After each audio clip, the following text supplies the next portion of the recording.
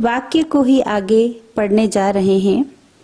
वाक्य के हमने भाग पढ़े, आज हम पढ़ेंगे वाक्य के भेद, काइंड्स ऑफ सेंटेंसेस।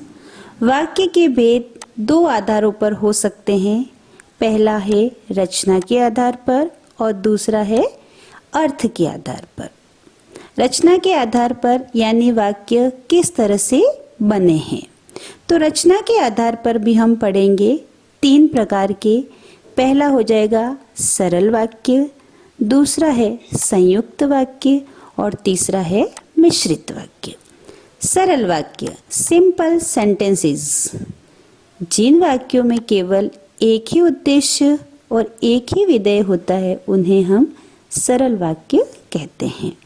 जैसे लड़के नदी में नहा रहे हैं, तो यहाँ पे उद्देश्य एक है लड़के और नदी में नहा रहे विधेय भी एक है। दूसरा है संयुक्त वाक्य।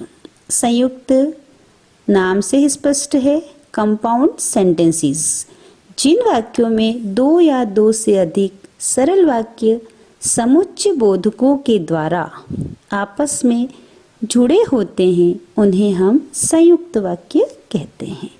जैसे राजीव गाना गा रहा है और शीला नाच रही है, इसमें और समुच्चय बोधक के द्वारा वाक्य को जोड़ा गया है, अर्थात ये कंपाउंड सेंटेंस के अंतर्गत आएगा। तीसरा है मिश्रित वाक्य। मिश्रित अर्थात जहाँ एक वाक्य दूसरे वाक्य पर डिपेंड भी है, क्योंकि एक मुख्य उपवाक्य है और दूसरा उसमें आश्रित उपवाक्य है। जिन वाक्यों में एक मुख्य उपवाक्य है तथा एक से अधिक उस पर आश्रित उपवाक्य होते हैं उन्हें हम मिश्रित वाक्य कहते हैं।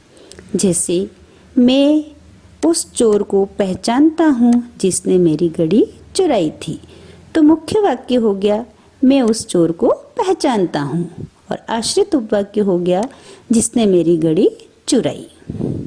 तो इस तरह से वाक्य के रचना के आधार पर हमने तीन भेद पढ़े।